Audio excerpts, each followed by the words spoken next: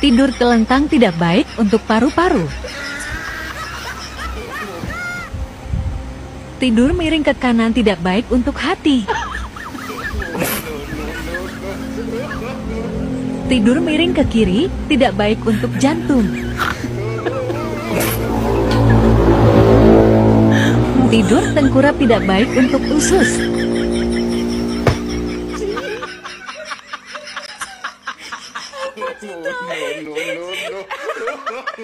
Begadang tidak baik untuk ginjal.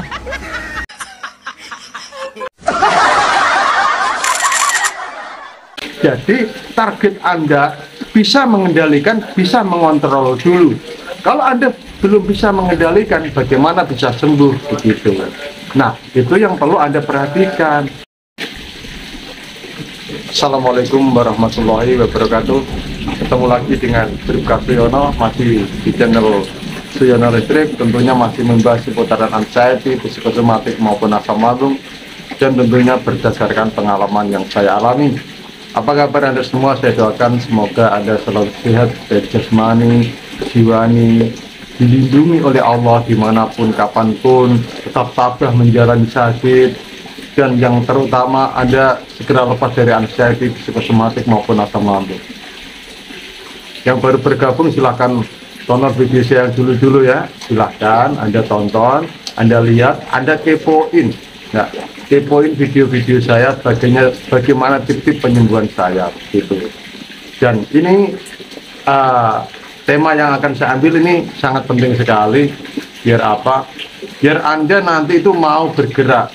Maksud saya itu mau atau timbul semangat ataupun timbul keyakinan, bahkan Anda nanti bisa improve atau mengembangkan sendiri.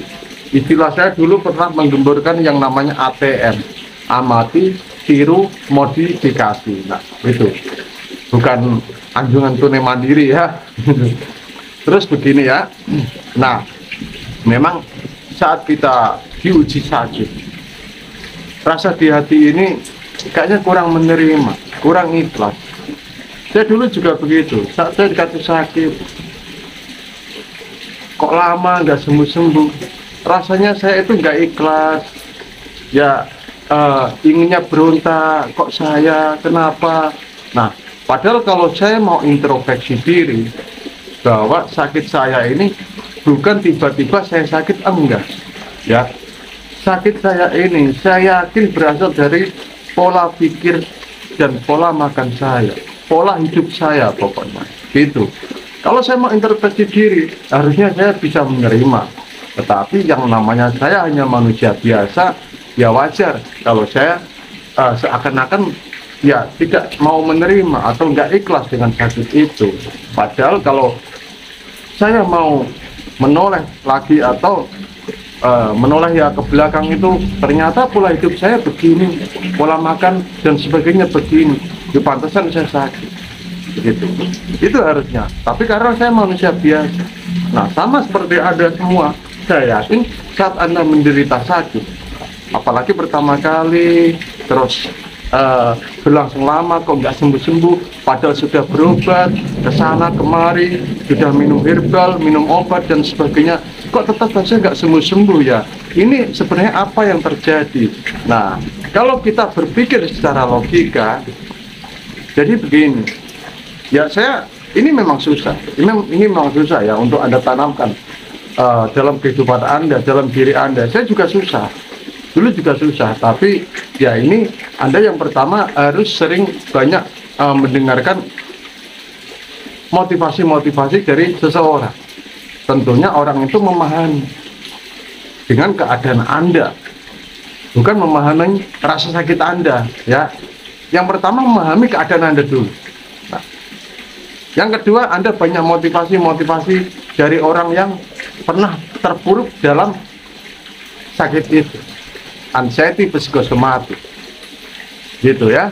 Nah, setelah itu, setelah mendapat edukasi, Anda pelajari kan, Anda belajar kan, oh dari dulu yang saya rasakan sensasi ya ini terus muter, ini datang lagi dan seterusnya.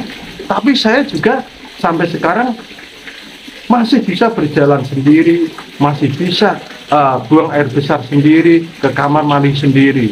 Nah, apa yang kita takutkan dulu-dulu itu, kalau kita nanti akan meninggal, akan kena sakit parah, ternyata juga alhamdulillah saya masih kuat, masih bisa menjalani hidup ini walaupun tertatih-tatih begitu.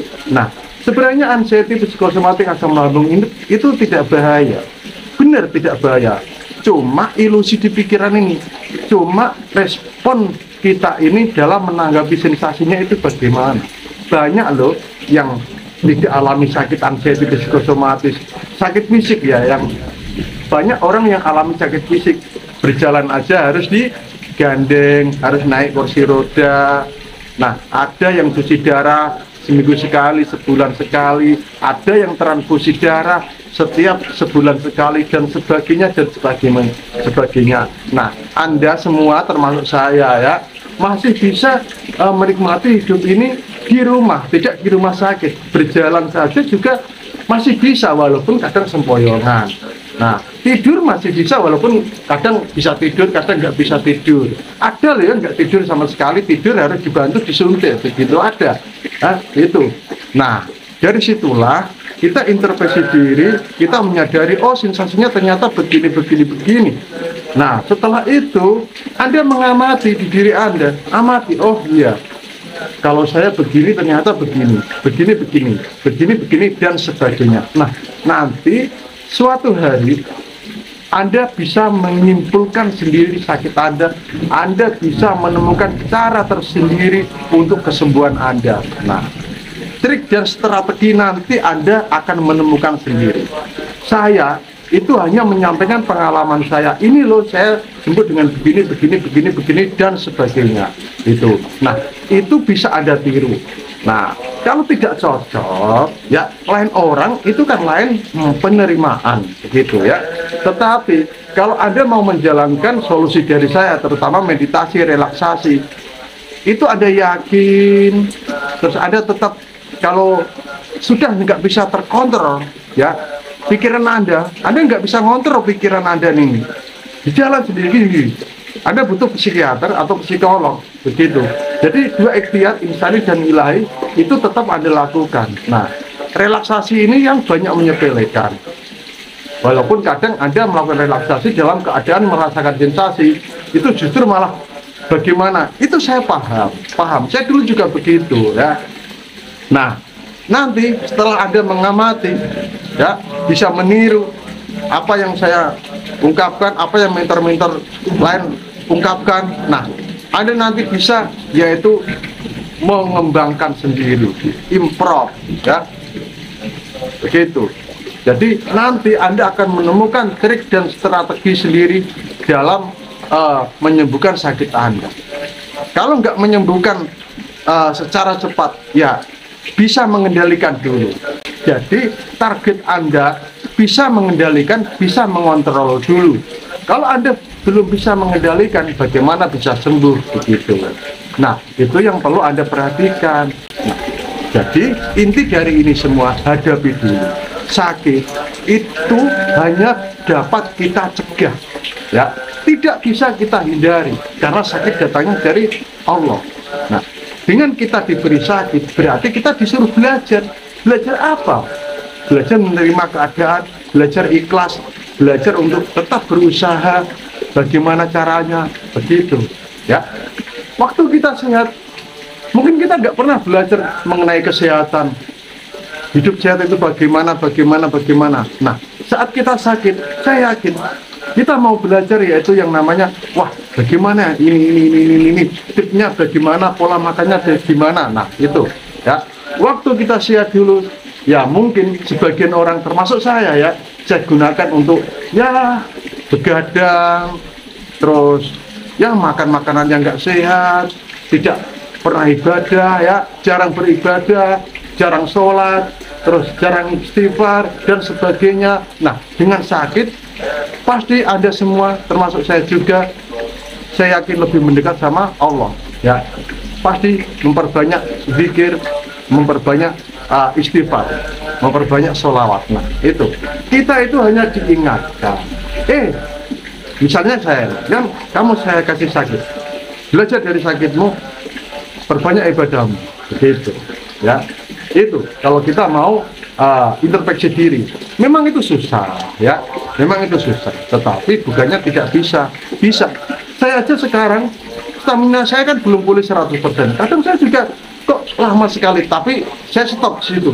Kalau pikiran saya liar itu saya stop di situ, terus saya ya ini mungkin jalan dari Tuhan, memang begitu, diperlama sama Tuhan. Oke, nggak apa-apa, saya nikmati dengan fisik saya yang belum pulih seperti dulu. Nah, saya dulu kan suka ya pokoknya begadang sampai malam, tidur tuh jam 2 malam, jam 1 malam baru tidur, terus kemana, wah nggak pernah berhenti, apa-apa itu saya kerjakan sendiri, termasuk bikin tiang rumah, terus bikin apa, itu saya atasi sendiri. Nah, itu saya disuruh berbagi sama Tuhan. Nah, kamu manggil tukang, berbagilah sama Tuhan. Jangan, kok berbagilah sama Tuhan, berbagilah sama tukang itu.